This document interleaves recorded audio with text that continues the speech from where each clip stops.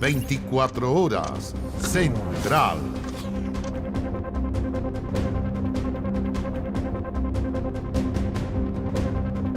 Ahora.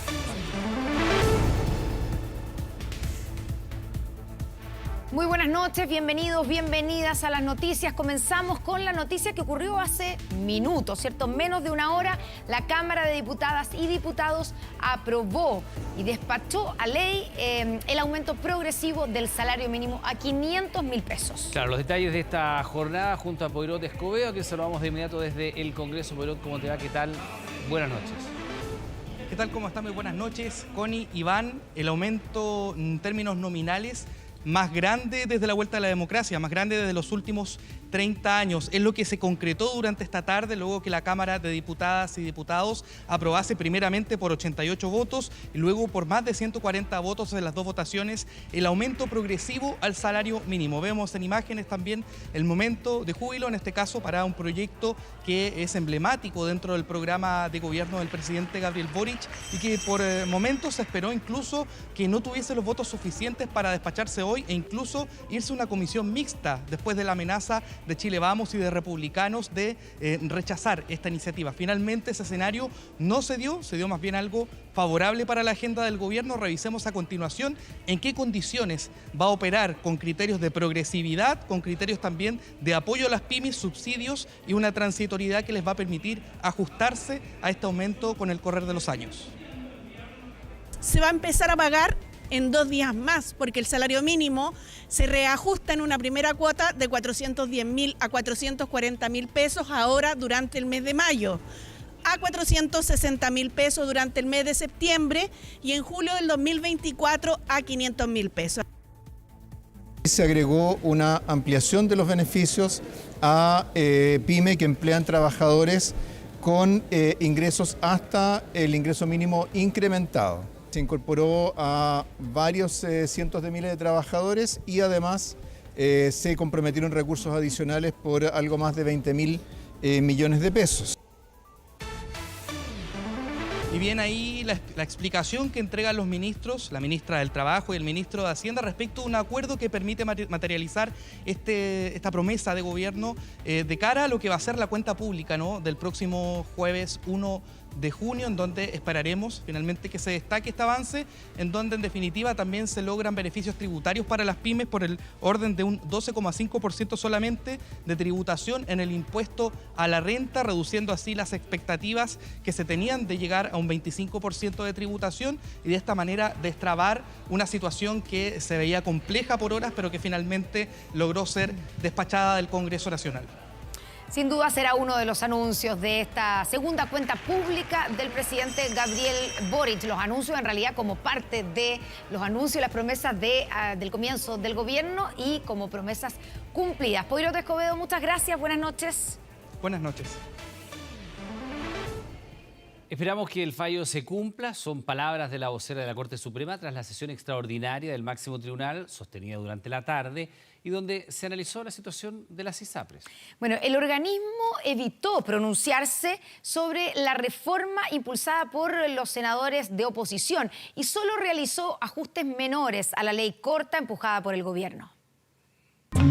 La expectativa era alta, es que para muchos se jugaba el futuro de las ISAPRES. Tras semanas de intenso debate, el Pleno de la Corte Suprema finalmente se reunió para fijar una postura respecto a los dos proyectos que están en el Congreso y que apuntan a cumplir el fallo emitido por el máximo tribunal que, recordemos, ordenó a las aseguradoras a restituir cobros en exceso por 1.400 millones de dólares y ajustar la denominada tabla de factores. Nosotros como jueces, ¿qué es lo que esperamos? Que los fallos se cumplan, ¿no? ¿Y si no se cumplen? Si no se cumplen, obviamente quienes son afectados por el incumplimiento lo tienen que hacer valer, porque una vez terminado el plazo viene una etapa de cumplimiento del fallo.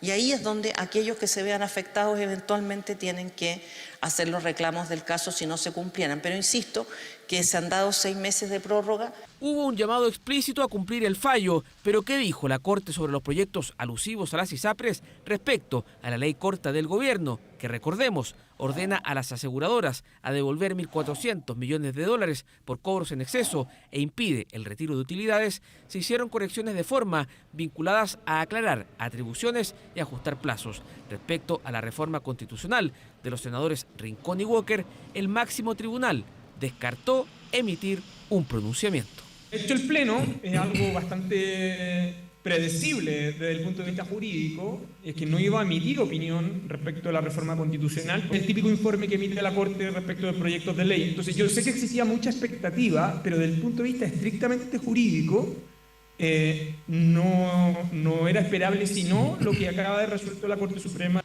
Decisión que para los parlamentarios, tanto opositores como oficialistas, no cambia el curso de la tramitación que siguen los dos proyectos alusivos a las ISAPRES.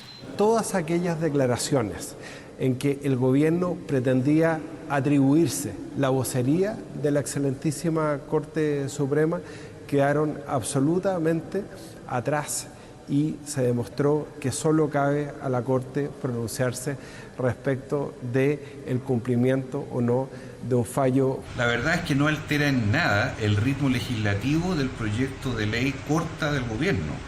Tampoco hace ninguna alusión y no se va a pronunciar sobre lo que piden los senadores de oposición. Por lo tanto, nada va a cambiar.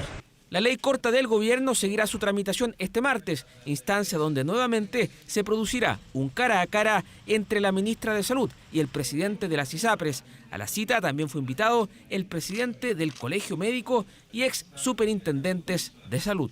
Nosotros hemos dicho que hemos presentado un proyecto de ley corta para tratar de mitigar el impacto de la sentencia y que estamos abiertos a mejorar, por supuesto, el proyecto a través del ejercicio democrático que se hace en el Congreso. Recordemos que el Congreso dispone de 6 meses para aprobar una ley que cumpla el fallo de la Corte Suprema que ordenó a las ISAPRES a restituir cobros en exceso que, según cálculos del gobierno, llegan a los 1.400 millones de dólares. Hoy en Informe 24. Hace algunos años nada más Juárez era considerada la ciudad más peligrosa del mundo. Sigue siendo la ciudad más violenta. Anda de capucha, anda de capucha. Los narcos llegan y pues, matan al rival y todo. Mira que está muerto, está vivo. Que ahora el crimen organizado hace más dinero con el tráfico de personas que con el tráfico de drogas. ¿Qué no se hizo en su minuto acá en Juárez que se ha comenzado a hacer, dando resultados en el último tiempo? La guerra de Juárez. Crimen organizado y migración descontrolada. Bueno, en unos minutos más, ¿cierto? En Informe 24 veremos ese reportaje de Iván. Ahora vamos a noticias de nuestro país. Desde el oficialismo e incluso Chile Vamos llamaron al Partido Republicano a dejar de lado los gustos en la propuesta de la nueva Constitución. Claro, la invitación al diálogo se da tras diversas declaraciones en donde consejeros de la tienda han planteado su intención de mejorar la actual Carta Magna. Si no se logra, advirtieron, nos quedamos con la vigente. El trote apresurado del único miembro de la comisión experta del Partido Republicano marcó el fin de la reunión entre Carlos Frontaura con los consejeros electos de la colectividad. Exposición del anteproyecto que horas más tarde el mismo comisionado votó en el pleno de la instancia, texto que la tienda continúa analizando y que según diversas declaraciones no convence de todo el partido que liderará el Consejo Constitucional. Si bien hay un anteproyecto que se está votando, pero lo que ellos puedan hacer también puede dar una sorpresa y mejorar lo que ya hoy día está. Esas eventuales mejoras son las que analizan consejeros y directiva del partido en sus jornadas de trabajo en Casablanca, hasta donde llegó el presidente del partido con algunas ideas. Durante el fin de semana incluso polemizó adelantando que prefería la actual Constitución versus el anteproyecto de los expertos, texto que los consejeros esperan cambiar en temas como el derecho a la salud, educación y la vida. El texto tiene que ser satisfactorio para la mayoría de los chilenos, dentro de los cuales también está la mayoría de los republicanos. Eso es el propósito que tienen nuestros consejeros. Para eso estamos aquí, para lograr un texto que quede ojalá mejor que la actual Constitución. Y si no es así, bueno, nos quedaremos con la vigente, supongo, por un rato, aunque sea. Ese tipo de declaraciones son las que generan suspicacias en otras tiendas que cuestionan el compromiso de republicanos con el nuevo proceso constituyente que comienza el 7 de junio. Desde ese día dominarán las decisiones de la instancia gracias a sus 22 miembros. Y lo quieren reescribir y llevarlo a una orientación extremadamente conservadora, más similar a la Constitución del 80, creo que ponen en riesgo el éxito de este proceso. Nosotros vamos a colaborar, pero creo que en esto hay que dejar un poco de lado los gustos. Las lecciones que ha dado la política en los procesos convencionales anteriores nos demuestra que esas actitudes terminan mal. Yo creo que necesitamos una constitución no que identifique a republicanos, sino que identifique a todos los chilenos y chilenas. Un llamado a republicanos, partido que presidirá la mesa del Consejo. La pregunta es, ¿quién será él o la elegida? El resto de los consejeros republicanos dijeron que tú eras una de las cartas favoritas. Habrá que conversarlo con el equipo, perdón. Beatriz Evia es una de las que podría asumir el próximo 7 de mayo. Lo que ya está definido es que Luis Silva será el jefe de su bancada. Hemos decidido hacernos cargo de la presidencia, creemos que es lo que se corresponde a la votación que obtuvimos. Ahora, el quién sea, todavía una cuestión que está abierta, la distribución de los consejeros en las distintas comisiones también. Durante esta semana, los consejeros republicanos esperan cerrar esas definiciones, distribución de cargos al interior del Consejo, donde Chile Vamos también espera tener participación. Desafíos administrativos que se conjugan con el principal, el de redactar una propuesta constitucional, a pesar de los reparos que existen al anteproyecto que está terminando de redactar la comisión de expertos. Vamos ahora al terremoto político que vivió España. La derecha española arrasó en las elecciones municipales de este domingo, provocando que el presidente del gobierno, Pedro Sánchez, adelantara las elecciones generales para el 23 de julio. ¿Qué posibilidades tiene de mantenerse en el poder y quién podría ser su sucesor? Veamos. Los comicios se celebrarán el domingo 23 de julio. He tomado esta decisión a la vista de los resultados de las elecciones celebradas ayer. Un verdadero terremoto político se vive en España tras la repentina medida que tomó el presidente de gobierno Pedro Sánchez, luego de que el oficialista Partido Socialista Obrero Español sufriera una dura derrota en las elecciones locales de este domingo. El Partido Popular ha ganado poder en la mayoría de los territorios. Tiñó de azul el mapa de España, un azul que representa al partido de derecha Partido Popular. Más de 17 millones de españoles fueron convocados a las urnas para votar en estas elecciones municipales y autonómicas, un resultado que reflejó un importante giro hacia la derecha y donde el conservador Partido Popular, que ahora lidera la oposición al gobierno de Sánchez, se convirtió en la principal fuerza política del país. El PSOE ha perdido un punto porcentual con respecto a las anteriores elecciones municipales. Y esas anteriores elecciones municipales fueron las peores del PP. Es decir, el PSOE no se ha derrumbado.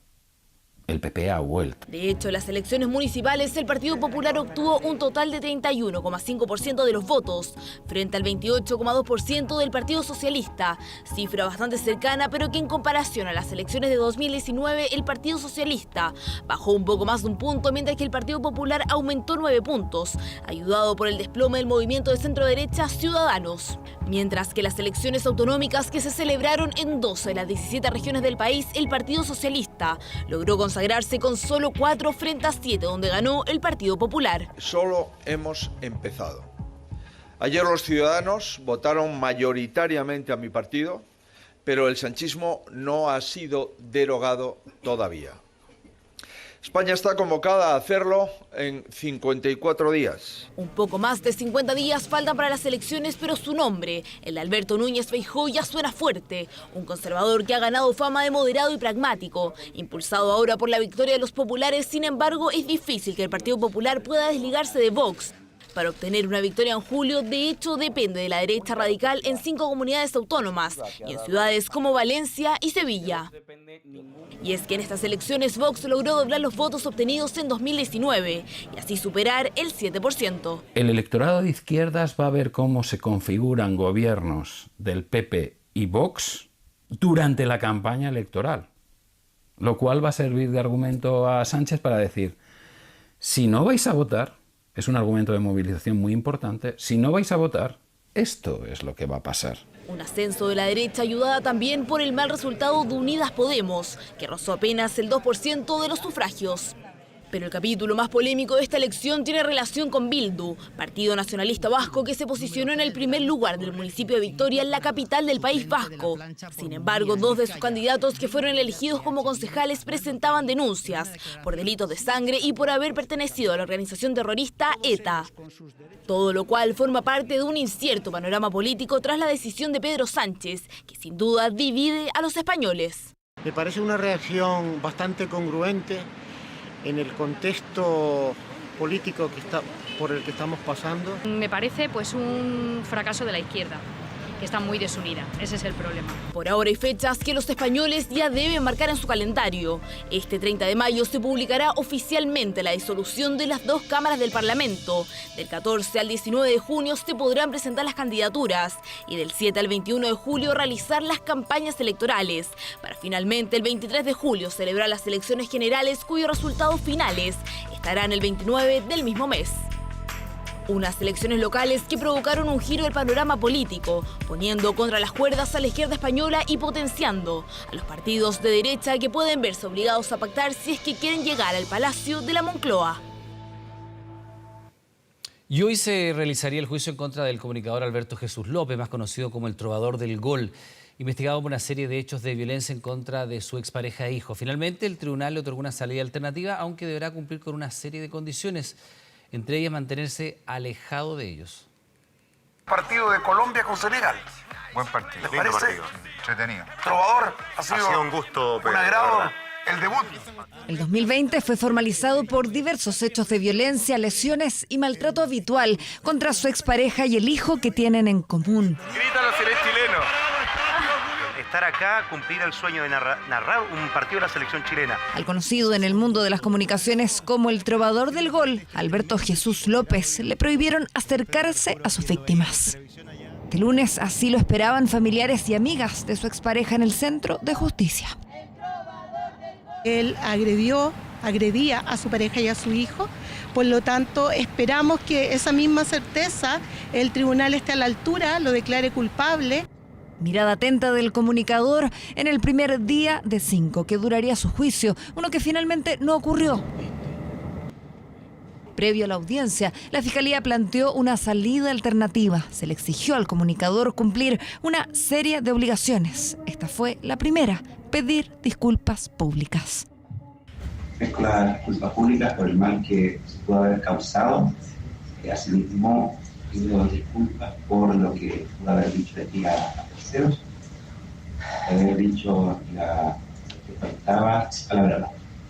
Además, deberá someterse a una evaluación y tratamiento de control de impulso en un centro de salud mental, otorgar el cuidado personal del niño a la madre y autorizar su salida indefinida del país. La prohibición de acercarse a las víctimas será absoluta. No solo presencialmente, sino que también esto incluye redes sociales, llamados telefónicos, medios escritos e incluso ni siquiera puede hacerle likes a fotografías. Evidentemente, nuestro encargo es hacer cumplir todas estas condiciones, nos parecen las más razonables, tienen que ser cumplidas en la orden del tribunal y aquí no caben dos lecturas, estas condiciones tienen que cumplirse.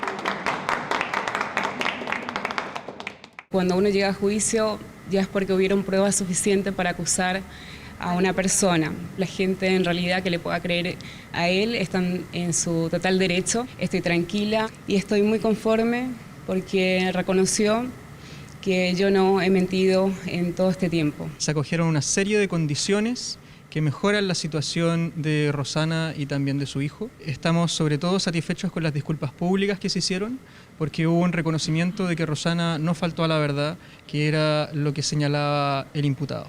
Tampoco podrá hablar de las víctimas por redes sociales ni medios de prensa.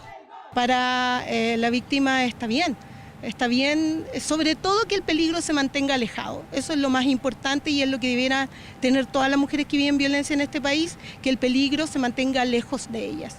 Salida alternativa por 2 años y que estará supeditada a su conducta. Si Alberto López, el llamado trovador del gol, incumple algunas de las condiciones dictadas hoy o es formalizado por cualquier delito, se revocará y se retomará el juicio en su contra.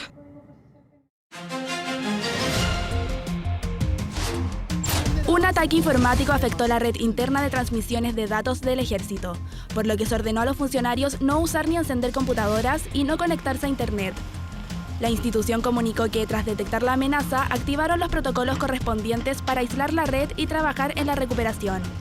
Aseguraron que los sistemas críticos de información no habrían sido afectados, aunque siguen evaluando los eventuales alcances del ataque informático. Carabineros y el municipio de Viña del Mar suscribieron un acuerdo para desarrollar patrullajes conjuntos. El convenio permite a la policía acompañar a funcionarios de seguridad pública en rondas preventivas para profundizar la coordinación del trabajo que realizan ambas instituciones. ¿Para qué? Para tener un trabajo comunitario, para aumentar nuestros, factores de protección y de prevención comunitaria en los diferentes barrios de Viña del Mar, y obviamente para ayudarles a ellos a que muchas veces a ser más eficientes con las capacidades operativas que tienen, de modo que el municipio pueda estar coayudando en la producción de seguridad. En el Tribunal Oral en lo Penal de Rancagua comenzó el juicio por la arista estafa del llamado Caso Cabal en contra del hijo de la expresidenta Michelle Bachelet, Sebastián Dávalos y Natalia Compañón. Ambos participaron de manera telemática. En dicha indagatoria se acusan delitos tributarios e infracción a la ley de propiedad intelectual y un perjuicio de más de 1.300 millones contra el empresario Gonzalo Vial Concha. La defensa de ambos imputados aseguró que esta causa fue construida de manera artificial por la Fiscalía. Todo pasa en 24 horas. Hay avances en el borrador, ¿cierto?, de Constitución. ¿Qué modificaciones se plantean para el Poder Judicial, el Tribunal Constitucional y el Ministerio Público? Bueno, las votaciones del proceso constitucional, como ustedes saben, continúan. Las novedades las tiene Josefa Bundnik, a quien saludamos a esta hora de la noche. Josefa, ¿qué tal? ¿Cómo te va? Buenas noches. Buenas noches, Connie. Iván, efectivamente continúan las votaciones, largas jornadas, igual como han sido las de la semana anterior. Hoy, eso sí, durante esta mañana comenzaron con ciertas normas y cierto capítulo también que apunta a la descentralización del país, y aquí se aprobaron ciertas normas como por ejemplo la creación del Consejo de Gobernadores y Consejo de Alcaldes, la autonomía de gobiernos regionales y locales, la descentralización fiscal y además, al igual que hoy, se mantendría Rapa Nui y el archipiélago Juan Fernández como un territorio especial. También durante esta mañana se aprobó el capítulo de Poder Judicial con un articulado específicamente que cambia la gobernanza del Poder Judicial.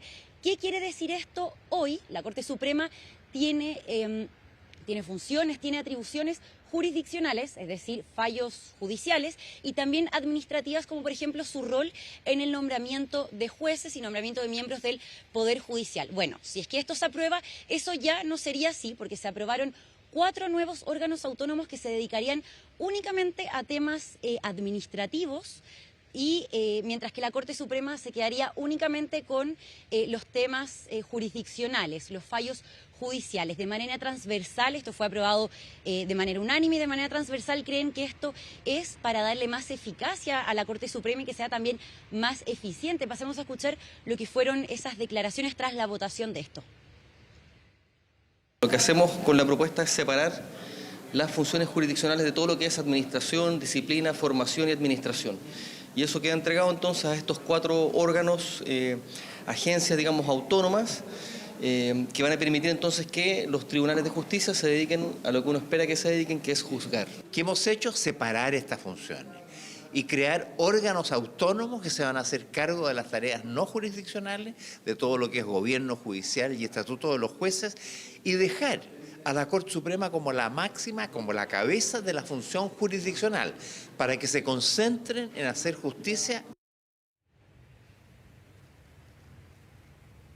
Bueno, les voy a comentar también respecto a otra novedad. ¿Usted alguna vez ha escuchado, por ejemplo, el término de que un proyecto de ley se puede declarar inconstitucional? Bueno, eso sí. Ya, si es que esto se aprueba, por supuesto, no sería así, porque el Tribunal Constitucional pasa a ser una Corte Constitucional con diferentes atribuciones. Ya no podrían declarar inconstitucional un proyecto, sino que solamente envían esta información al Congreso Nacional. Pueden decir, tienen el deber incluso de decir que es inconstitucional, pero el Congreso Nacional puede tomar otra decisión y seguir adelante con este proyecto de ley, por lo que el Congreso tendría la última palabra. Por supuesto, todas estas normas, todos estos artículos que se aprobaron deben ser aún ratificados por la Corte Constitucional y posteriormente, por supuesto, en el plebiscito de salida. Con Iván. Claro, pero avanza, ¿cierto? Avanza este proyecto de nueva Constitución que a partir del 7 de junio estará en las manos de los consejeros constitucionales. Josefa Budnik, muy buenas noches. Bueno, y cambiamos de tema porque ha causado impacto en el mundo una nueva ley que criminaliza incluso con pena de muerte algunas relaciones homosexuales. ¿De qué se trata esta norma y cuál ha sido la reacción de la comunidad LGTB? Mire. Ahora pregunto, el proyecto de ley contra la homosexualidad 2023 que ha regresado por su excelencia el presidente se lee por tercera vez y se aprueba. Los que están a favor digan sí. Mientras gran parte del mundo avanza en otorgarle derechos a la comunidad LGTB y 35 países ya legalizaron el matrimonio entre dos personas del mismo género, en Uganda ocurre exactamente lo contrario, porque en un hecho que ha causado impacto mundial, el presidente Yoweri Museveni de ese país del centro de África promulgó una ley que castiga con pena de muerte a la homosexualidad agravada, es decir, todos los casos de relaciones sexuales entre personas del mismo género que incluyen a personas infectadas con VIH, menores y otras categorías de personas vulnerables. Si nos mantenemos firmes como país, como pueblo, como comunidad, entonces habríamos separado completamente nuestra soberanía y nuestra independencia como país. Las relaciones entre personas del mismo sexo ya eran ilegales en Uganda, así como en más de 30 países africanos, pero la nueva ley va más allá, desatando la indignación de la comunidad LGTB en ese país. No hay esperanza, pero ¿a dónde se supone que debo ir? No nos quieren en su país, no nos están dando trabajo ni educación. Nos están arrestando literalmente por no hacer nada, simplemente por existir. Estoy molesta, decepcionada, estoy sintiendo muchas sensaciones acerca de Uganda. Y me pregunto, ¿dónde estamos ahora? Es el año 2023, otros países han progresado mucho. El presidente aclaró que no es un crimen la orientación sexual, pero que sí están penalizados los actos LGBT, así como la promoción de la homosexualidad, que podría ser castigada incluso con cadena perpetua. Pero en Uganda esto no es nuevo, ya que se han emprendido campañas hasta en los medios de comunicación contra la comunidad gay, con diarios que incluso publican imágenes de personas con esta orientación sexual.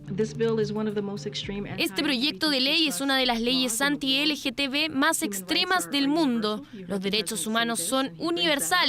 Nadie debería ser atacado, encarcelado o asesinado simplemente por ser quienes son o a quienes aman. Sin embargo, pese a los avances de la comunidad LGTB, en 2023 la homosexualidad sigue siendo objeto de persecución en 67 países del mundo, especialmente en África y Asia. Estados donde las condenas pueden ser desde 8 años de prisión y cadena perpetua, hasta latigazos públicos como en algunas regiones de Indonesia. Si en la década de los 70 miles de ugandeses vivieron perseguidos y ocultos producto del despiadado régimen dictatorial de Idi Amin, ahora es la comunidad gay de ese país que vive con un constante miedo y acoso que se agudiza con esta nueva ley. Y de regreso a nuestro país, durante las primeras horas, las ventas del Cyber Day rozaron los $50 millones, superando así las cifras del evento de octubre del año pasado. Una noticia que ilusiona a un sector que nuevamente sufre por la caída de las ventas presenciales.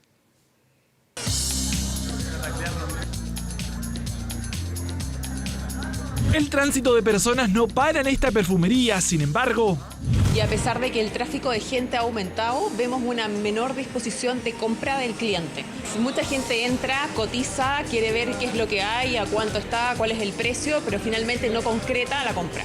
Ventas a la baja que le siguen dando golpes al sector. Según la Cámara Nacional de Comercio, las ventas presenciales en abril cayeron un 12,4%. Con esto acumulan 10 meses consecutivos de números rojos. De hecho, solo en lo que va desde 2023, la caída es de 13,6%. Vemos que la desaceleración se ha marcado aún más en el consumo, sobre todo en los bienes durables, con niveles que han caído por debajo de lo que había previo a la pandemia. Y claramente el escenario que está enfrentando la familia de una alta carga financiera junto a un poder adquisitivo que ha ido decayendo dada la mayor inflación que enfrentan. Un mal panorama que diversas marcas esperan revertir. El cyber es fundamental para nosotros. Nosotros esperamos poder contrarrestar esta baja de caída, esta baja venta en las tiendas físicas. La apuesta está por completo en este Cyber Day, donde sus participantes aseguran que han hecho un importante esfuerzo en cautivar consumidores. Tenemos más de 1.500 productos con hasta 70% de descuento. Estamos con descuentos súper agresivos, así que esperamos que puedan ingresar. Si es que ya no están viniendo a las tiendas físicas, los esperamos en nuestra página web, que puedan comprar despachos a todo Chile. Descuentos que buscan revertir el actual presente de este sector y que han dejado opiniones divididas en los usuarios. El Cyber está súper bueno. La oferta, andan bien los precios, en verdad. No, igual pueden ser mejores.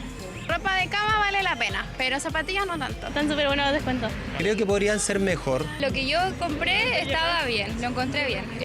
Según datos de canasta.cl, una de las plataformas fiscalizadoras, los principales descuentos durante las 12 primeras horas se han concentrado en ropa, vestuario y calzado, con un promedio de 32%, seguido por supermercados y deportes. En este Cyber Day hemos encontrado 123.175 ofertas, tomando en cuenta un descuento promedio de un 27,13%, siendo siempre los protagonistas todos los productos de tecnología como teléfonos, consolas y artículos que se conectan a Internet.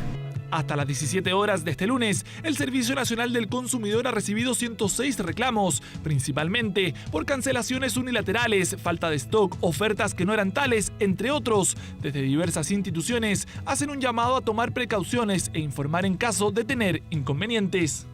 Que los consumidores revisen que el sitio web en el que están adquiriendo el producto sea un sitio web establecido. El llamado a que revisen que no existan reclamos contra ese proveedor y que realicen entregas efectivas de los productos que están adquiriendo. Lo segundo es que los consumidores coticen. Y lo tercero es que en caso de que exista algún tipo de inconveniente, pueden acudir a Conadex y realizar su reclamo. Un evento que mantiene expectante al sector. De hecho, según datos de la organización, durante las 10 primeras horas se acumularon ventas por $50 millones, un monto más bajo que el Cyber Day del año pasado, pero un 1% más alto que el Cyber Monday de octubre.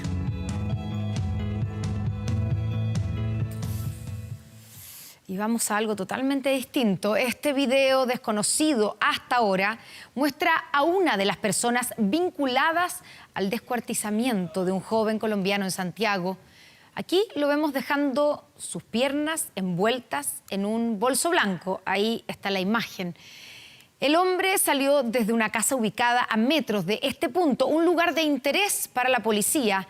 Además, se conocieron más detalles de quién es la víctima. Son los nuevos registros de quienes están vinculados al asesinato de un hombre, o por lo menos de dejar sus partes en 3 puntos de Santiago. Sospechosos que aún no aparecen y que se han encargado de permanecer ocultos de la policía. Un torso, una cabeza y las piernas de un hombre fueron encontradas en zonas de alto tránsito y bastante céntricas. ¿Qué es lo que se sabe de este impactante caso? John Sebastián Grueso Vázquez es el nombre de la persona desmembrada este fin de semana. Colombiano, tenía 24 años e ingresó a Chile como turista en 2017. En nuestro país contaba con un antecedente penal. En 2020 fue investigado y condenado por el delito de robo con violencia. Según la investigación, junto a otras 3 personas, 2 de ellos adolescentes, agredieron y le robaron a una víctima 15.000 pesos en efectivo. Actualmente, John Grueso se encontraba en libertad vigilada. El sector de las calles Cóndor con San Francisco es de alto interés para la policía. Un nuevo registro muestra el momento en que uno de los sospechosos arroja un bolso blanco a un costado de una pandereta. Con las horas, ahí se encontraron las piernas del joven. Fue la última zona donde Carabineros realizó peritajes. Probablemente hay un elemento de simbolismo, no estamos frente a un delito común o algo corriente, sino más bien estamos enfrentados a una cuestión simbólica que lo que busca probablemente es enviar un mensaje a un entorno y a personas en específico. De verdad extrañísimo. Nunca me imaginé que podía pasar, y sobre todo por mi comunidad, pues, donde yo vivo. A un día del hallazgo es tema comentado entre los vecinos, al igual que Gustavo. Vive a pocas cuadras de donde se encontraron las piernas de la víctima. Es preocupante lo que está sucediendo, realmente, y sobre todo para ustedes, para la sociedad chilena, que no están acostumbrados a este tipo de cosas. Hasta muy tarde la policía realizó peritajes en Cóndor con San Francisco para hallar pistas de los autores del crimen. Así llegaron a una casa de interés criminalístico, ubicada a solo metros de donde se encontraron las extremidades. Una casona abandonada, sucia, destruida, con videojuegos guardados en sacos, latas de bebidas y de alcohol tiradas en el piso. Una casa donde posiblemente vivía la víctima y de donde salió el sospechoso con los restos humanos. Probablemente si yo quisiera ocultar un cuerpo, la forma de hacerlo no va a ser en el centro de Santiago y de la manera en la que se ha hecho. Por lo tanto, aquí podríamos estar viendo algún tipo de vinculación o incipientemente podríamos generar algún tipo de vinculación con crimen organizado. Los homicidios en la región metropolitana han aumentado un 11,9% este año en comparación al 2022, según cifras de Carabineros hasta el 21 de mayo. En el sector de la Cuarta Comisaría de Santiago, donde se encontraron parte de los restos humanos, ya van 14 crímenes, 9 casos más que el año pasado. Lamentablemente las realidades delictuales y más violentas se han acelerado bastante. Es que el Estado tiene que tener la capacidad de ir a la par o siempre un paso más adelante. Lo que no podemos permitir es que no existan capacidades estatales para que el delito avance. Los desafíos están en conocer correctamente las características y modos de operación de las distintas organizaciones criminales para poder generar también vinculación de hechos y poder aplicar la justicia, que es finalmente lo que se espera de un Estado. ¿Quiénes son los autores del crimen? Es aún un misterio. Posiblemente una venganza materializada que dejó como víctima a este joven colombiano de 24 años. Por ahora, Carabineros y sus unidades especiales buscan por todo Santiago y contra el tiempo a los sospechosos. Una denuncia por acoso sexual fue el motivo de la destitución del ahora ex subsecretario de Previsión Social, Cristian Larraín. La información entregada durante esta jornada generó una ola de especulaciones a las que el propio aludido respondió criticando la decisión del gobierno. Larraín aseguró que no maneja antecedentes de la acusación y, según su parecer, su caso es parte de la cultura de la cancelación. No se sabe el motivo de la salida del subsecretario. Me parece que la vocera iba a dar un punto de prensa ahora.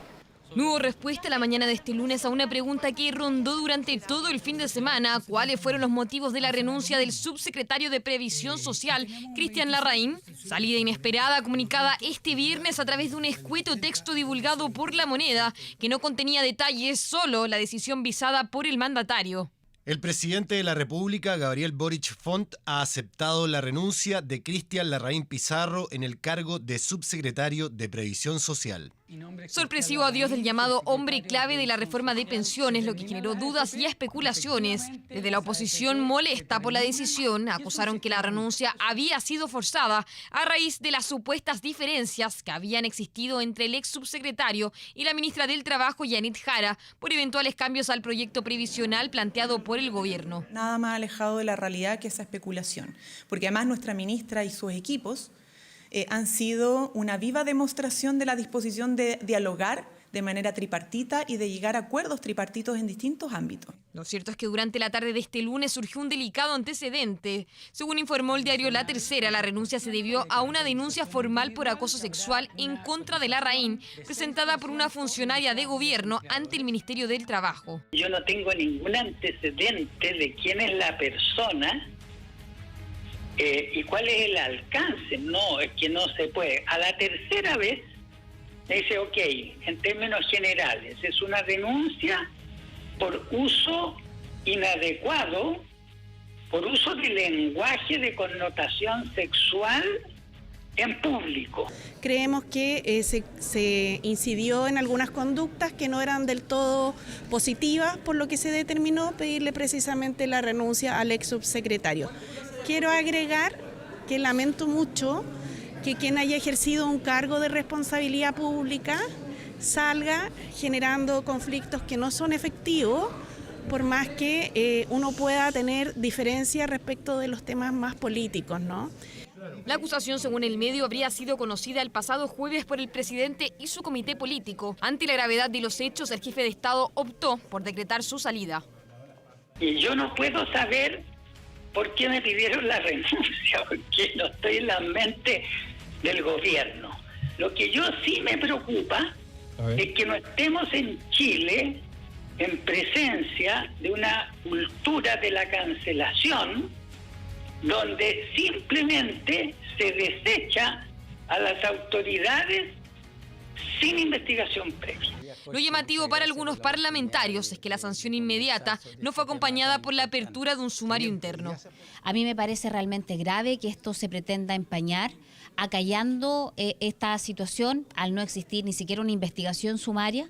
Yo espero que la ministra de la Mujer no sea una feminista de cartón. Aquí lo que esperamos es que haya una real voluntad y compromiso de proteger a las mujeres y que no importe de quién sea el acusado y si es de un color político u otro. Se hizo a priori hacer valer una de las potestades que tiene el presidente, que es que tiene a sus cargos que son de legítima confianza, una vez que ya no hay la suficiente confianza, se les solicita la renuncia. Este lunes la ministra del Trabajo instruyó un sumario para esclarecer los hechos. Por su parte, el ex subsecretario Cristian Larraín no descartó iniciar acciones legales por antecedentes que por ahora asegura desconocer. Y las imágenes que vemos a continuación generaron mucho impacto durante la jornada del domingo. 2 malls de la capital fueron asaltados con horas de diferencia. En ambos delitos hubo disparos y enfrentamientos con carabineros, lo que reabrió las dudas sobre la seguridad que mantienen los centros comerciales. Pocas veces el terror de un asalto se ve con tanta nitidez. Este domingo 5 delincuentes ingresaron al mall Arauco Maipú y en pocos segundos tomaron de rehén a un guardia y desvalijaron este local donde se vendían celulares de alta gama avaluados en varios millones de pesos. ¡Salga, caballero! ¡Salga, salga! El robo fue un éxito, una historia que se repitió pocas horas más tarde en el Mall Sport, donde 6 antisociales encañonaron a los guardias de seguridad y robaron en una óptica y luego en una tienda deportiva. Aquí hubo 4 detenidos.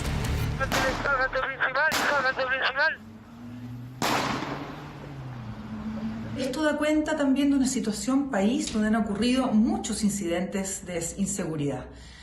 Afortunadamente, la buena coordinación entre las policías municipales, los centros comerciales, la activación de protocolos que permitieron la pronta llegada también de carabineros al sitio del suceso, permitió la detección y captura de al menos 4 asaltantes. 2 asaltos en grandes centros comerciales de la capital que reflotaron un debate que ya en los meses de verano y a raíz del asalto al interior del Mall Plaza Egaña tensó las relaciones entre el gobierno y los gremios. Las visiones en torno a las responsabilidades y la necesidad o no de entregar mayores facultades a los guardias privados continúa sobre la mesa, donde ambas partes piden mayor coordinación.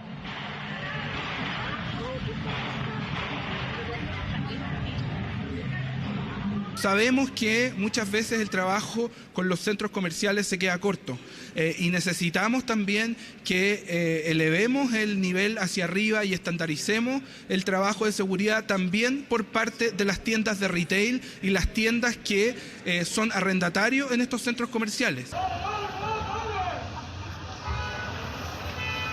Cada vez que el gobierno le quiere cargar la mano a los privados, es una señal irrefutable de que el Estado fracasó. El centro comercial es un espacio privado, pero con acceso público. Por lo tanto, la prevención de los actos delictuales nada tiene que ver con los estándares del mundo privado, que ya son bastante elevados.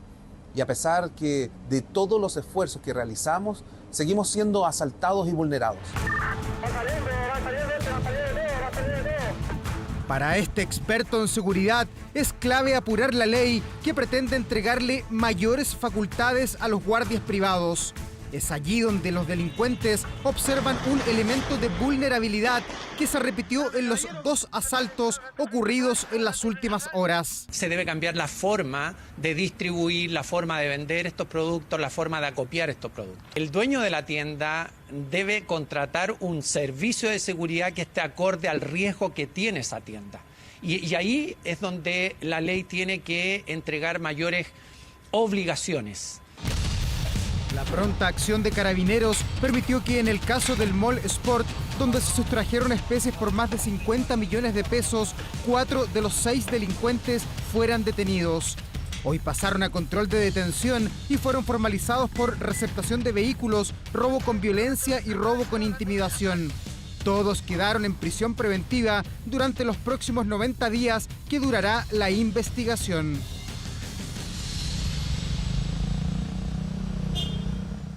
El Ministerio Público investiga la participación de más de 5.000 carabineros en la estafa piramidal Knightsbridge, los que en su mayoría serían víctimas, aunque es parte de la actual indagatoria. Hoy, 2 ex carabineros y un cadete del Ejército fueron formalizados por este millonario delito. Cómo hacer dinero con el reembolso de impuestos. Ofrecían cielo, mar y tierra, un panorama perfecto para invertir, pero estaba lejos de ser realmente así. La única manera de saber si Knightsbridge funciona es probándola por ti mismo. Sentados frente a un juez, 2 tenientes de carabineros y un cadete del Ejército, imputados por estafa reiterada y lavado de activos. Las ganancias, según el Ministerio Público, subían como la espuma a costa de sus clientes, hoy víctimas. ¿Entienden los hechos por los cuales se ha formalizado la investigación a su respecto? No. Los tienen que sí. Ellos son los tenientes Sergio Toro y Ninoska Benavides, además del cadete Sebastián Jara, los integrantes de la estafa piramidal a juicio de la Fiscalía.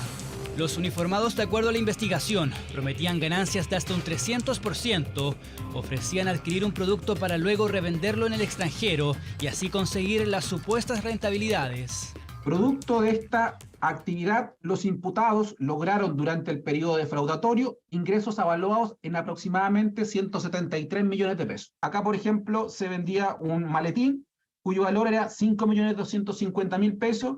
La ganancia esperada era de 630.000 pesos y el ciclo de venta de este producto era de 3 días, de manera tal que, en palabras sencillas, en 3 días podía obtener 630.000 pesos. Para la Fiscalía, los imputados actuaron concertados y conscientes de lo que estaban realizando. Se trataba de una sociedad falsa de inversión que nunca existió en Chile, es decir, una empresa de papel. Y las supuestas utilidades salían de los dineros de los nuevos clientes. Así operaron desde diciembre de 2021 a mayo del año pasado. Lograron captar aproximadamente 500 miembros y con ello obtener importantes ingresos económicos. Número elevado, que correspondería a carabineros tanto en calidad de participantes como de víctimas, cifra que sin embargo hoy son muy diferentes. Es absolutamente ínfima a lo que realmente existe el día de hoy. De hecho, los antecedentes apuntan que estaría vinculado a aproximadamente más de 5.000 funcionarios de carabineros y de distintos estamentos. Desde tenientes hasta coroneles, muchos de ellos todavía sin autodenunciarse a pesar de estar al tanto del delito. Ahora el Ministerio Público debe investigar bajo qué grado de participación o conocimiento. Es importante aclarar que este ilícito no nace de la institución. Al contrario, muchísimos carabineros podrían haber sido víctimas de esta estafa. Pero quien viste un uniforme tiene que ser especialmente prudente, mucho más que cualquier persona, porque este tipo de noticias manchan, hacen daño y terminan deteriorando la autoridad de carabineros. Por eso tiene que hacerse una investigación completa. Con los ingresos realizaban transferencias entre ellos, invertían a plazo o en la bolsa, incluso hacían donaciones. A la fecha, van 41 cuentas congeladas que pertenecen a quienes recibían el dinero de las víctimas. Además, hay 2.000 millones de pesos retenidos. La gran mayoría de los que no son más bien víctimas, más que involucrados en la operación misma de esta estafa. Pero claramente nosotros vamos a poner todos los antecedentes a disposición del Ministerio Público. Ahora, la cantidad de que se habla es lamentable. Si son víctimas, bueno, son dineros que son personales, que forman parte del patrimonio particular de cada uno, y si resultaron estafados, qué pena por ello. Ninoska Benavides y el cadete Sebastián Jara quedaron con arresto domiciliario, mientras que el teniente Sergio Toro, en prisión preventiva, es el acusado de liderar la estafa piramidal. Traían mujeres a Chile engañadas para explotarlas sexualmente. Así operaban 10 integrantes de una peligrosa célula del Tren de Aragua que fue desbaratada en Concepción. Según la Fiscalía, el brazo operativo de esta organización criminal era Carlos Cortés Flores, alias Carlos Nike, el joven venezolano que permanece prófugo por el asesinato del cabo Daniel Palma. Su nombre se hizo conocido a inicios de 2023, su foto circuló en redes sociales y medios de comunicación. Hablamos de Carlos Cortés Flores, más conocido como Carlitos Nike. En la imagen, Carlos Alexander Cortés Flores, uno de los sujetos de interés en el crimen del ahora suboficial mayor Daniel Palma. Cortés hasta el día de hoy es uno de los prófugos por el asesinato del suboficial mayor Daniel Palma. Iba en el Chevrolet Sonic azul desde donde se realizaron los disparos mortales. Logró huir desde el sitio del suceso y actualmente su paradero es desconocido, aunque fue reconocido. Sí, efectivamente dicen que el más violento era Carlos Cortés Flores, que es bien característico también porque es el más alto, delgado. Dicen que él era el más violento y los identifican en el centro de reconocimiento fotográfico, como le decía, 3 de ellos al imputado Lugo Machado, 1 al imputado Garcés y 2 de ellas al imputado Cortés Flores. Estos son algunos de los registros que muestran a Carlos Cortés. En este en particular se le ve 3 días antes del crimen del carabinero, pero su acción no se limitaba solo a la región metropolitana. Hoy se sabe que tenía un estrecho vínculo con una banda conformada por miembros del Tren de Aragua que operaba en Concepción y que explotaba mujeres en el comercio sexual. Él durante algún periodo fue brazo operativo y cosocio del principal investigado en la traída al menos de una mujer, además de ayudar en la venta de droga y en las tareas de la explotación sexual. Ese es el rol que tenía Carlitos Nike, producto de su vínculo con otro delincuente, Luis Franco Ceballos. Los antecedentes salieron a la luz luego que la PDI desbarató la banda que lideraba a este sujeto. Fue una investigación de 1 año, seguimientos a los involucrados y escuchas telefónicas que permitieron desarticular esta peligrosa agrupación conformada por miembros del Tren de Aragua. 300 detectives allanaron 16 inmuebles, todos en Concepción. 10 personas fueron detenidas. En cuanto a su extensión y el tamaño de la organización, debe ser la más grande que hemos tenido hasta ahora. Todos los imputados quedaron a disposición de la justicia. Este lunes fueron formalizados por cargos de trata de personas, porte de drogas, armas y municiones. Entre ellos, Luis Franco Ceballos, el líder de esta banda, era miembro de la organización criminal internacional Tren de Aragua. Así se oye en estas escuchas telefónicas expuestas por la Fiscalía. Mano, te llegué con respeto. No te dije nada, solamente te comenté. Lo primero que te dije fue con todo el respeto. Mano, yo soy de Aragua. Soy de donde nació el tren. El líder operaba junto a otros hombres y mujeres de nacionalidad colombiana, venezolana y una mujer chileno-argentina. Esta segunda interceptación revela cuánto cobraba por traer mujeres a Chile engañadas con la promesa de una oferta laboral. Yo he escuchado que por ahí algunos hermanos están cobrando 4,5, pero yo cobro 3 millones por 3,5 millones por subir una chama de Venezuela para acá.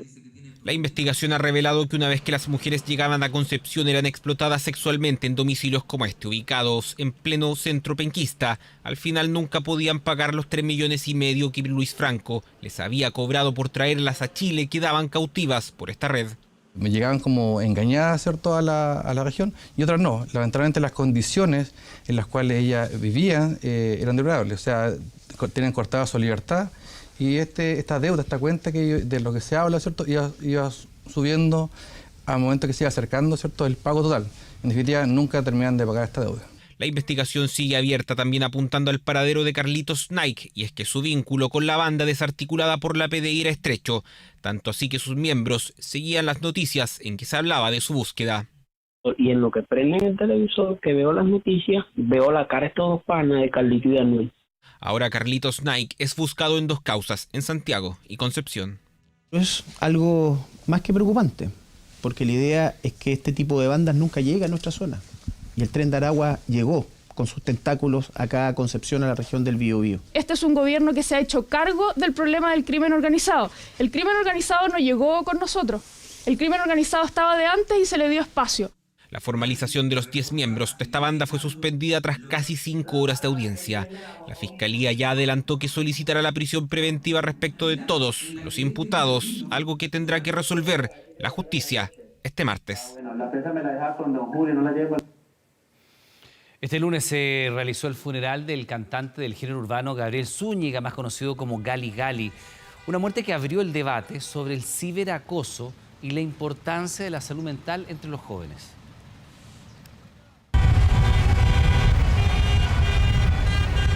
Era una fila de cerca de 100 autos los que acompañaron el féretro y despidieron este lunes al cantante de música urbana Gabriel Zúñiga o Galí Galí. Su último adiós fue multitudinario en el Parque del Sendero, donde también hubo una fuerte presencia policial para garantizar la seguridad del sector. Nos impactó a todo el mundo, a todo el género, y la verdad es que aún no lo asimilo. Y fue emocionante ver que la gente lo ama acá en el sur de Chile y en todo Chile también. El género urbano está de luto y este show fue dedicado a él en su nombre, a su familia. Luego de su muerte el pasado viernes, otros artistas de su mismo género han rendido una serie de homenajes para recordarlo, como Marcianeque y Pailita. Y que voy a seguir haciéndolo sonar como si siguiera vivo, porque no se muere quien se va, sino que el que se olvida. Tremendo corazón por la persona que me acogió a mí cuando llegué a Santiago, de corazón. Sin él, sin los Yakuza Mafia, yo no sería nada de lo que soy hoy en día, así que a mi hermanito que está en el cielo, te amo, compañero. El artista fue, según sus cercanos, víctima de acoso en redes sociales por una presunta infidelidad, ataques y acoso cibernético que siempre afecta y que, según los especialistas, no se puede normalizar. Un hecho que abre el debate sobre las consecuencias del ciberacoso y las agresiones a través de las redes sociales y que pueden tomar un curso inesperado. Hay muchas interacciones sociales que antes se daban en el cara a cara, se están ahora trasladando a las redes sociales, donde además de estar el efecto del anonimato, también no puedo ver la cara de la otra persona. Nunca vamos a saber cómo el receptor va a recibir esa información, pensando sobre todo que aquella persona que recibe el acoso puede estar viviendo también problemáticas de salud mental. Actualmente el suicidio es la primera razón de muerte no vinculada a enfermedades entre los jóvenes, los que deben enfrentar la ansiedad que produce la constante interacción en plataformas como Instagram y TikTok. Reducir 15 minutos al día el uso de redes sociales mejora en un 50% la calidad del sueño y en un 30% los síntomas depresivos. Esto según una reciente publicación en la revista de tecnología en Ciencias del Comportamiento. ¿Qué hacer si algún cercano es víctima de ciberacoso? Es importante que la persona que recibe las amenazas se sienta apoyada y sobre todo también que las personas que están alrededor de este sujeto puedan entender que está viviendo una situación que es delicada y que no merece mucho más escarnio del que ya está en las redes sociales. Fue el último adiós de Galí Galí, la partida de un artista de 29 años que enlutó a todo el género urbano chileno y que sigue instalando un tema del que debemos hablar, el rol preponderante de la salud mental entre los jóvenes. La Universidad del Alba finalmente desvinculó a 4 funcionarios y suspendió al vicerrector de la sede en La Serena. Esto tras la denuncia por la muerte de Negri y Llorón, 2 mascotas comunitarias que fueron sacrificadas para una clase de anatomía de la carrera de medicina veterinaria. Estamos profundamente dolidos y horrorizados con lo ocurrido con Negri y Llorón. Estos crueles e injustificables hechos dieron pie a una investigación interna. La semana pasada, estudiantes de la Universidad del Alba en La Serena denunciaron que 2 perros comunitarios, conocidos como Negri y Llorón, fueron sacrificados y sus cuerpos utilizados en las clases de anatomía de la carrera de medicina veterinaria. Una grave acusación se encuentra en proceso de investigación para esclarecer qué fue lo que sucedió. Ante esta grave situación, la universidad entregó los antecedentes al Ministerio Público y estableció un plazo de 72 horas para una investigación interna que ahora ya tiene resultados. Se ha suspendido de manera inmediata la relación laboral del vicerrector de la sede de La Serena con nuestra universidad por el periodo que dure la investigación penal que lleva a cabo la autoridad competente.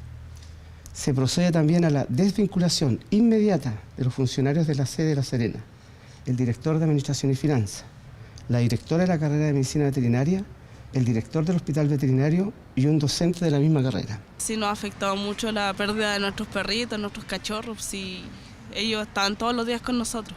Una falta de ética, y por eso es lo que estamos movilizándonos. Las sanciones, según la información entregada por la Universidad del Alba, se deben a faltas graves a los protocolos y a una colusión para realizar eutanasia de mascotas comunitarias en el laboratorio de anatomía de la carrera de medicina veterinaria de la sede de La Serena. Además, presentarán una querella criminal en contra de quienes resulten responsables.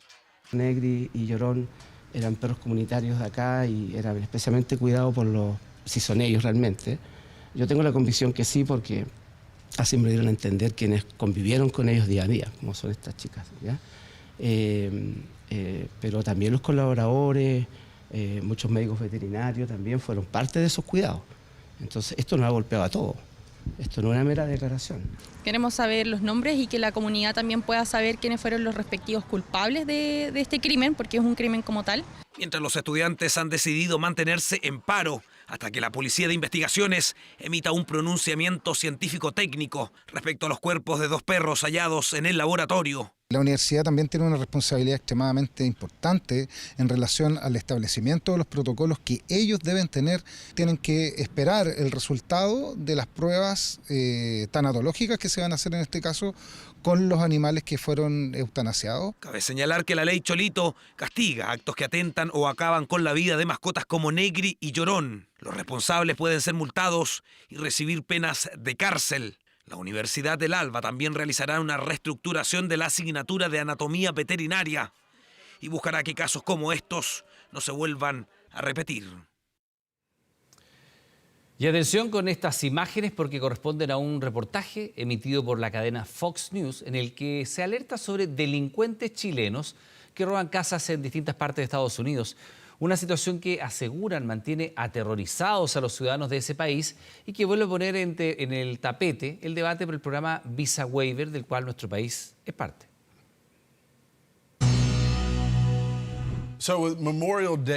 Aquellos viajando este año quizás quieran tomar algunas precauciones extra para proteger sus hogares mientras no están. Existe una organización internacional de Sudamérica viajando por nuestro país robando casas de pueblo en pueblo. Numerosos criminales chilenos que están aterrorizando a Estados Unidos. Ese es el tema de este reportaje del reconocido canal de televisión norteamericano Fox News, en el que alertan de la creciente llegada de delincuentes nacionales especializados en el robo a viviendas deshabitadas. Eligen un barrio, observan y toman nota de cuando la gente llega y se va. Finalmente tocan el timbre como si fueran deliveries.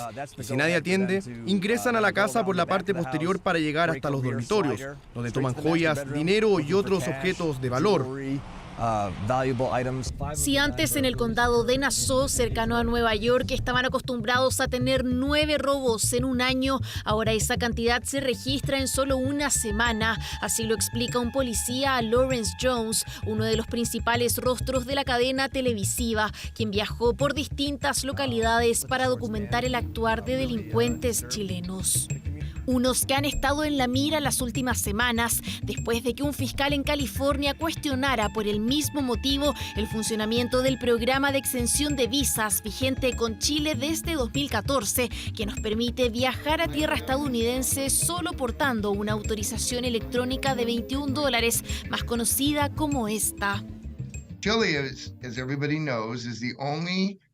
Chile es el único país sudamericano que aún es parte del programa Visa Waiver. Es un privilegio. Sin embargo, en septiembre de 2022 tuvimos más de 211 chilenos arrestados en Estados Unidos y ahora en mi condado hemos arrestado a 21 chilenos.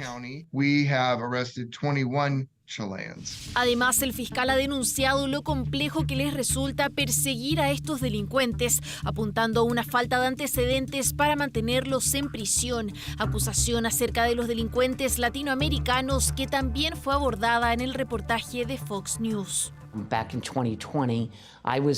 Una vez en 2020 yo estaba trabajando en tribunales y aunque pidiera dejar a los detenidos bajo fianza, el juez me decía, lo siento, pero por este tipo de delito no puedo.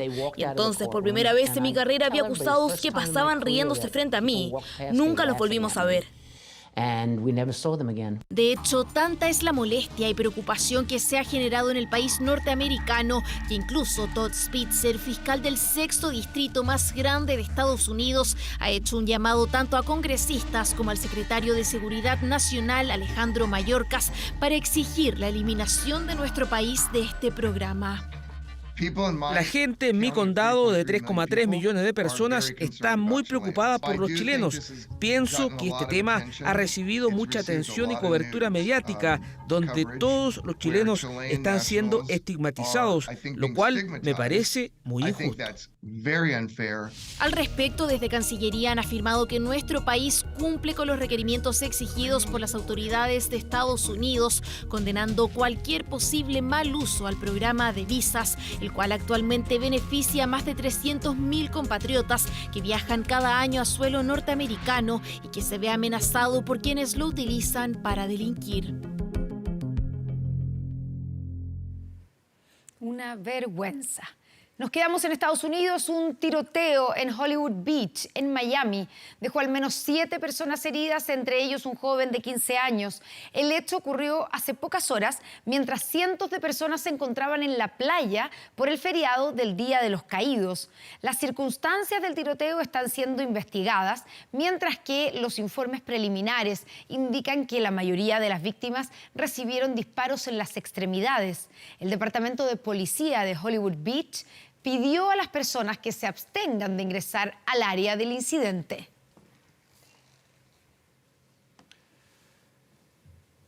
La isla donde se grabó Piratas del Caribe está a la venta, cuenta con muchas comodidades y se ubica en una inmejorable posición dentro de las Bahamas.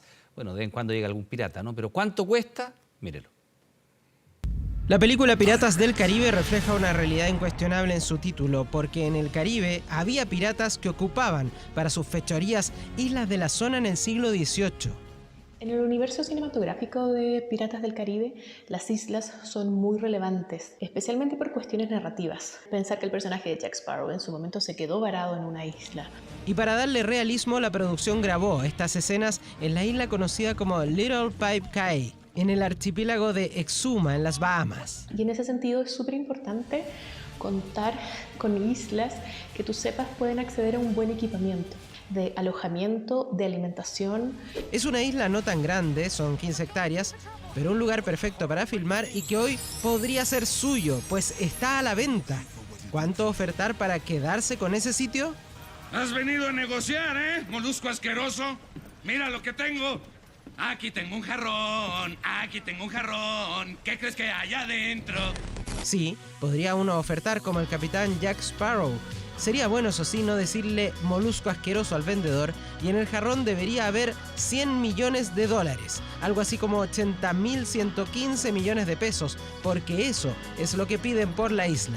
Si tú tienes la plata y quieres comprar una isla, probablemente te vas a encontrar con alguna persona o algún broker que esté vendiendo una isla. Lo difícil es vender la isla.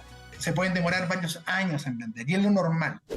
El lugar es muy similar a la isla Providencia, de la que tenemos estas imágenes para hacernos una idea, pero la Little Pipe Cay también sirvió para rodar momentos de James Bond, pues posee comodidades adicionales como 5 casas, la principal de estilo colonial con 11 dormitorios y 12 baños, una piscina olímpica, un spa, un helipuerto y un muelle privado para superyates de todo tamaño. Muchas veces uno cree que es una persona la que va a comprar una isla, pero no, a veces son fondos de inversión, grandes inmobiliarias, que adquieren este tipo de propiedades para hacer otro tipo de uso.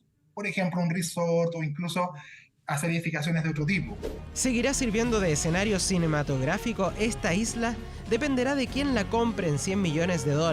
Si es que negocia con los productores de Piratas del Caribe para volver a filmar ahí un hipotético nuevo capítulo de la saga. Último minuto.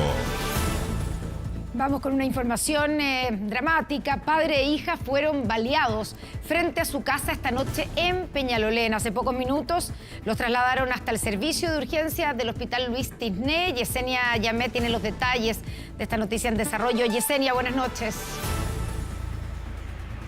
Hola Connie, muy buenas noches y precisamente nos encontramos en las afueras del Hospital Dr. Luis Tisné, atentos a toda esta situación que tú nos contabas. Este padre y su hija de 19 años que fueron baleados en su propio domicilio. Todo esto ocurre hace unos pocos minutos cuando llega un grupo de desconocidos, 15 personas quienes serían vecinos del sector. Se comienza una discusión, le comienzan a gritar desde afuera de la casa y en un minuto sacan armas de fuego y comienzan a disparar en contra de estos este domicilio. Es a raíz de estos disparos que el padre recibe uno de estos impactos balísticos en la zona de su columna, mientras que su hija recibe una esquirla de una de las balas en la zona de su nariz. Hasta el minuto, la información que se maneja de forma preliminar es que ambas personas, tanto el padre como su hija, se encuentran siendo atendidos, pero fuera de riesgo vital. Es una información, Connie, completamente en desarrollo, a la que vamos a quedar muy atentos a lo que siga ocurriendo, a cómo se siga desarrollando toda esta situación, Connie. Yesenia Yamet con la información de este momento, con un padre y una hija que fueron baleados frente a su casa en Peñalolén. Gracias, Yesenia, buenas noches. Buenas noches. Informe 24. Alarma genera, por supuesto, en nuestro país la erupción de crímenes violentos, como por ejemplo el asesinato y posterior descuartizamiento de un ciudadano colombiano, asaltos con armas automáticas en centros comerciales, el hallazgo de casas de torturas narco, el asesinato de carabineros. Fuimos hasta Ciudad Juárez, en México, una de las más peligrosas del mundo, para saber cómo es convivir por décadas contra el crimen organizado y de qué manera este se puede combatir. Lo vemos ahora en el siguiente Informe 24 que realizamos junto a Juan Pablo Muñoz y Alejandra Gallardo.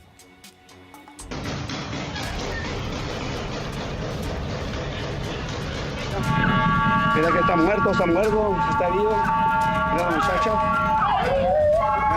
Drogas, crimen organizado, trata de personas, alto poder de fuego y una masa indeterminada de migrantes que intenta cruzar hacia Estados Unidos. Es la peligrosa combinación que se alza como una maldición en contra de Ciudad Juárez, alguna vez una de las ciudades más ricas de México y hoy una de las 10 más peligrosas del mundo. Aguanten, ahí viene la ambulancia. Aguanten. Entre enero y marzo de este año, más de 100 personas fueron asesinadas y solo durante los primeros 15 días de este mes, mayo, otras 35 perdieron la vida, 28 ejecutadas, una en un robo y 6 por delitos violentos comunes. Y aunque los números son escalofriantes, en Juárez, menos de 100 asesinatos al mes se considera un progreso. Eso para una ciudad con poco más de 1,5 millones de habitantes. Es una ciudad compleja. Yo diría 3 temas fundamentales. El crimen organizado que busca cruzar droga hacia Estados Unidos. Lamentablemente hoy ya tenemos que reconocer que tenemos un alto consumo de droga, el narcomenudeo, es decir, ya la venta de droga en las calles de Juárez también es un problema porque hay quien la consume. Y tercero, los migrantes. También es un negocio para el crimen.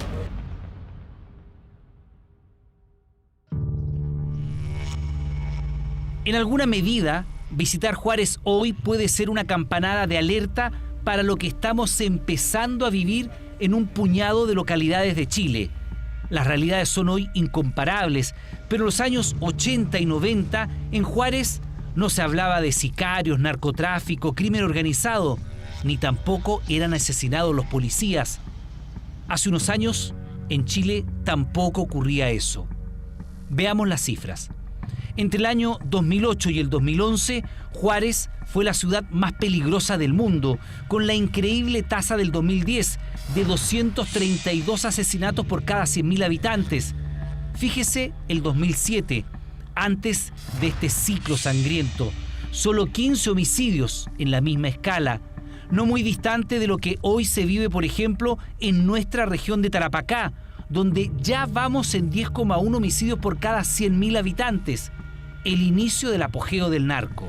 Para ser justo con la realidad, Chile sigue siendo uno de los países más seguros de todo el continente, pero el año pasado saltamos de 3,6 a 4,6 asesinatos por cada 100.000 ciudadanos. Es bajo, pero es un incremento del casi 28%. Anteriormente creo que en su momento no se tomaron las medidas necesarias que se están tomando actualmente. O sea, para tener una ciudad segura hay que invertir. Así es correcto. Hay que invertir y una de las cosas que yo les digo personalmente a la gente que está a cargo actualmente de la Secretaría y de la Presidencia son gente de aquí de Juárez, que quiere Juárez.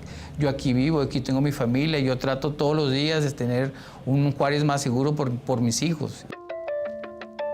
Quien habla es el oficial a cargo del Centro de Emergencia y Respuesta Inmediata, el CERI, un organismo altamente tecnologizado que ha sido clave en esta batalla. pero ya vamos a entrar con más detalle en eso. De lunes a jueves, cada día acá en el CERI se procesan entre 3.000 a 5.000 llamados diarios de emergencia que tienen que ser procesados y despachados con las policías respectivas. Esa cifra casi se duplica los días de fin de semana, viernes, sábado y domingo, donde más actividad criminal hay aquí, en Ciudad de Juárez. Justamente es sábado por la noche y nos preparamos para acompañar a la policía municipal en un patrullaje por las colonias, como se llama en México a los barrios peligrosos o puntos rojos. De inmediato llama la atención el equipamiento. Enormes pickups con vidrios reforzados y armas automáticas desplegadas incluso en un simple control preventivo. Medio en broma, medio en serio, los jefes policiales dicen que les enseñan a sus subordinados a manipular todo con la mano izquierda, porque la derecha es la ametralladora. En nuestro país, y hablando exclusivamente en Ciudad Juárez, se requiere de una policía preparada. Primero, ¿qué se requiere para preparar a nuestra policía? Verdaderamente no tener un temor al enfrentar al crimen organizado. El equipamiento que se requiere para que ellos puedan enfrentar este trabajo. El tener su equipo necesario para actuarlo. ¿Por qué? Porque el crimen organizado está preparado para combatir a la policía con armas de grueso calibre. Cuando un policía se enfrenta a un delincuente, ¿tiene que estar en igualdad de condiciones de fuego? No necesariamente. Cuando cualquier objeto que pueda quitarle la vida al elemento, el elemento puede usar su arma. Eso es necesario, poderles dar una certeza jurídica a los elementos de que pueden actuar en contra del delincuente. Vimos a la policía con armas automáticas. ¿Eso es permanente dentro de la fuerza? Es permanente, es parte de su complemento de su labor día a día. Adicionalmente de las pistolas o revólveres. De su arma corta, que ahorita ya aquí la verdad en los policías ya no existe el revólver. Entonces aquí se requiere una fuerza de poder para poder realizar unas acciones en contra de la delincuencia organizada. Durante una agitada jornada, los oficiales controlan a varios vehículos sospechosos, sin patentes o que transitan con vidrios polarizados más allá de la norma. Y en todas las intervenciones es lo mismo. Se da aviso a la central. Va más de un vehículo y los fiscalizadores están fuertemente armados. Da lo mismo que sea solo un control preventivo. Adelante. Ejército Nacional y Plutarco Elías Calles X10 a la vista. Y aunque esta noche de patrullaje fue relativamente tranquila, quienes viven a diario expuestos a las disputas territoriales de las bandas narco lo tienen claro. Hay horas y lugares donde no es conveniente estar. La gente que se dedica al narcotráfico y todo, pues son los que corren riesgos. La población normal, pues prácticamente estamos normal en Juárez. Lo que sí hay es mucha venta de drogas, lamentable. ¿Hay venta de drogas? Ajá, eso sí. ¿Y se ve eso en las calles permanentemente? Sí, permanentemente. Hay muchos chavalitos que lamentablemente sí. Es cosa que nunca se acaba eso. ¿Y las armas y la violencia? También todo. Es nomás tener cuidado, pues. Andar en la calle y pues andar uno listo, pues. Sigue siendo la ciudad más violenta. Bueno. ¿Y cómo es vivir en la ciudad más violenta? Pues hay que vivirla. ¿Qué podemos hacer? ¿Pero ha mejorado un poco la situación en el último tiempo o no? Poquito, no mucho. ¿Sigue habiendo mucho crimen? Sí. Pronto los míos no los dejo salir tanto, ellos no andan en la calle. ¿No andan en la calle si no están con ustedes? Si no están conmigo, no. Y el narco le da las cosas así, o si quieren un celular bueno, pues hasta se los regala, con tal de hacer cosas que no deben de hacer. Como sea, hay un factor que ha agravado la crisis de seguridad en esta ciudad fronteriza. Los migrantes. Yo creo que es como es frontera. La migración. Los solo 5 kilómetros de distancia con la ciudad de El Paso, Texas, Estados Unidos, los han atraído por miles. Vienen de toda Centroamérica, además de Colombia y Venezuela. Todos esperan cumplir su propia versión del sueño americano. Pero para 40 de ellos, esa ilusión terminó de la peor forma hace solo unas semanas.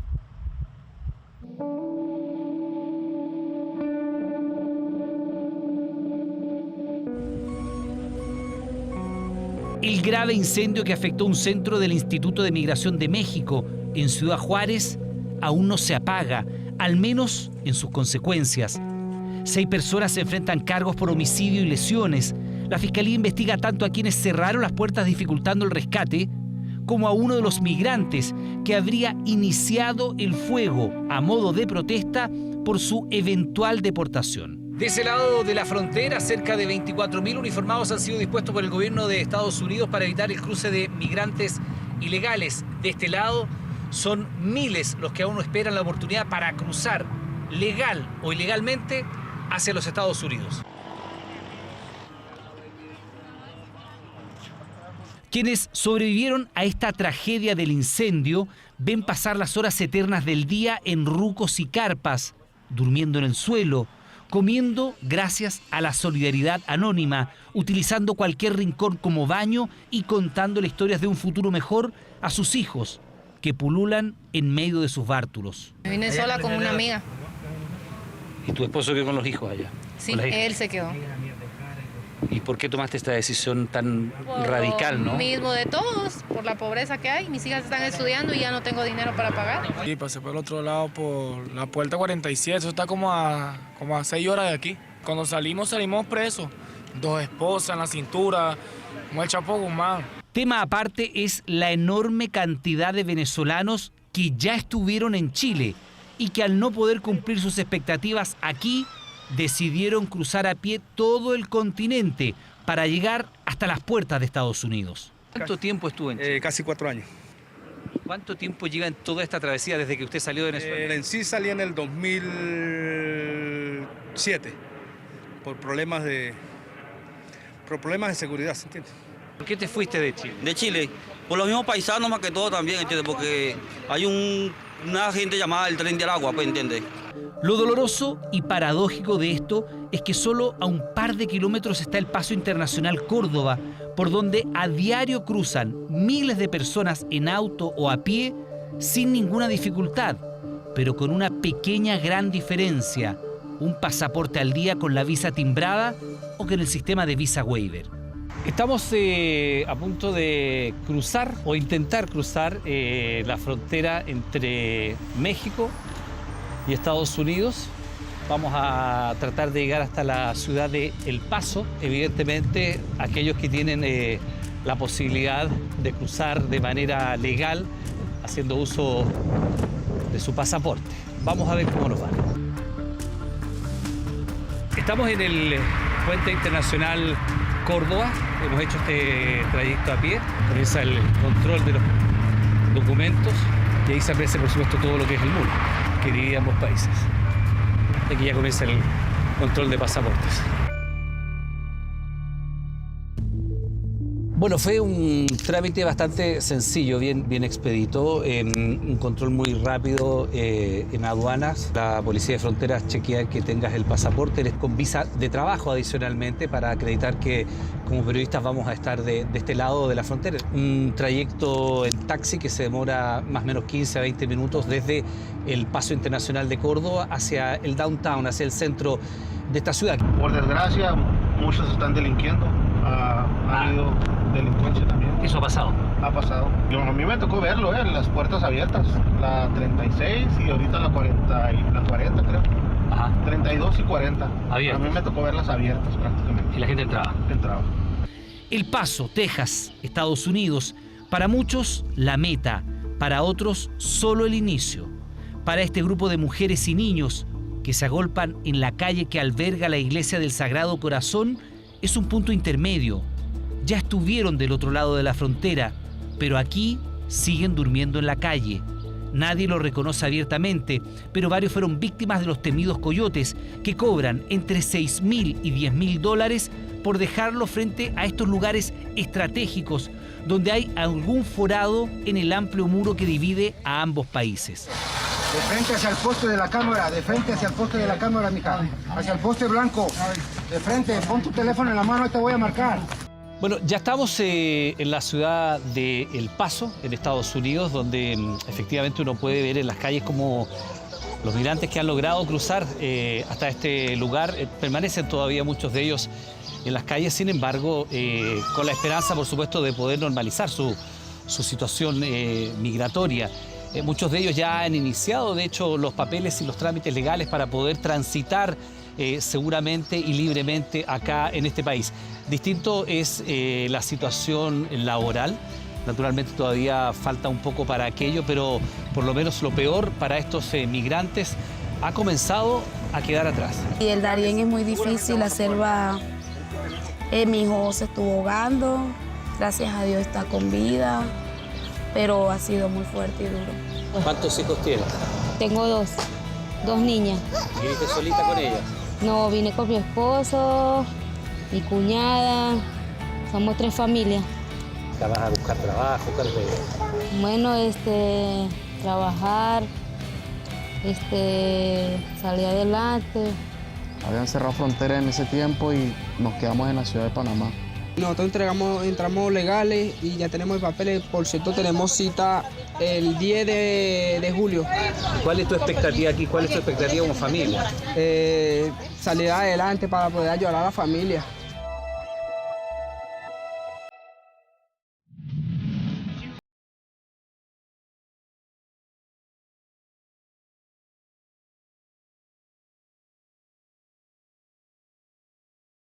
Uno cantaba el divo de esta ciudad, Juan Gabriel, por allá por 1984. El mausoleo, su casa y el paseo que lleva su nombre son atractivos turísticos que preservan la memoria de quien consideraba a esta ciudad, tal como lo dice la letra de esta canción, como la frontera donde debe vivir Dios. Pues bien, cruzamos de regreso con la misma facilidad que ingresamos a El Paso, y está lejos de ser un paraíso en la tierra. El gran desafío es cómo enfrentar esta grave crisis de seguridad en que se mezclan bandas de crimen organizado, tráfico de drogas y también de personas. Y allí la clave es la decisión política y la inversión. Juárez es una ciudad de tamaño medio en México. De hecho, tiene menos habitantes que la región de Valparaíso. Sin embargo, en cada esquina hay una cámara que registra cualquier movimiento en tiempo real. En total, 1015 cámaras, la mayoría de ellas de alta resolución, con sensores térmicos y reconocimiento facial. Este verdadero gran hermano es el CERI, Centro de Emergencia y Respuesta Inmediata. Eso nos permite tener más policías en la calle, más visualización de la calle, más prevención en la ciudad, que nos conlleva, digamos, si nosotros vemos un delito o que se quiere cometer un delito, nos anticipamos a la situación que está pasando en el momento. Y no solo eso, además poseen estas unidades móviles que permiten la búsqueda activa de delincuentes prófugos de la justicia y personas con órdenes de aprehensión pendiente. El propio software le alerta al policía monitorista de su presencia. Son las que están afuera, las marcan en un recuadro si se alcanza a distinguir. Sí. Ya cuando la persona cuenta con algún antecedente, que cuenta con alguna orden de aprehensión, en nuestra base de datos empieza a cambiar de color, empieza a parpadear. Una de las características más llamativas del CERI es que aquí están centralizadas todas las fuerzas que combaten distintas emergencias. Policía municipal, Policía Federal, el Ejército, servicios de ambulancia y bomberos, y todos bajo un solo mando. Y la tarea no es menor. Según los últimos reportes, hay al menos 15 bandas narcos activas en todo Chihuahua. Se pelean palmo a palmo el territorio. A diario caen sus soldados y sicarios. De hecho, el día que nos veníamos a Santiago, 2 de ellos aparecieron baleados en su auto. Nosotros contamos, como les decía, 7 distritos. Si a mí me llega un reporte de lesionado por arma de fuego Distrito Sur, yo mando todas las unidades de Distrito Sur. Si nosotros vemos que es de mayor dimensión, mandamos a más unidades de los distritos colindantes que están al distrito en apoyo. Cerramos todo el distrito, hacemos cercos operativos para la detención de los presuntos responsables. Aparte de eso, nosotros por medio del monitoreo tenemos checando toda esa zona. En caso de una situación que nosotros veamos, se le está informando en tiempo real por la radiofrecuencia a todas las unidades que se encuentren en el lugar. De ahí la importancia para Chile de observar a quienes llevan décadas conviviendo con delitos violentos, bandas estructuradas y jerarquizadas y con gran poder económico y de fuego.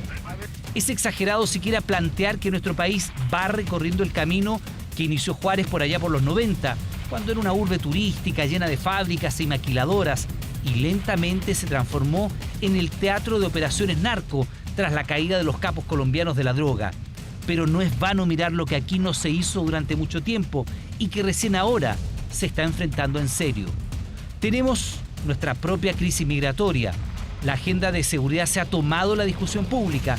La presencia del Tren de Aragua y otras bandas de crimen organizado, la vulnerabilidad de nuestros puertos y fronteras nos tiene en jaque. Como nos dijo el propio jefe del SERI, para derrotar al narco hay que tomar decisiones políticas e invertir en seguridad. Invertir mucho. Tenemos que dejar que los delincuentes vuelvan a volverse a meter a los drenajes, por ponerlo de esa manera, que se escondan, no que anden en la calle con una libertad, ¿no?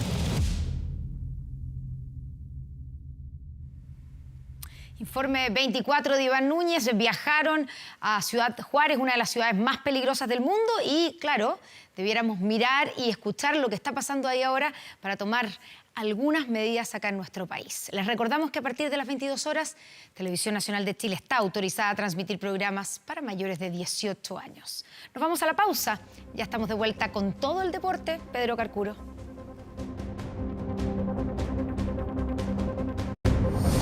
Ya volvemos con 24 horas Central. Último minuto.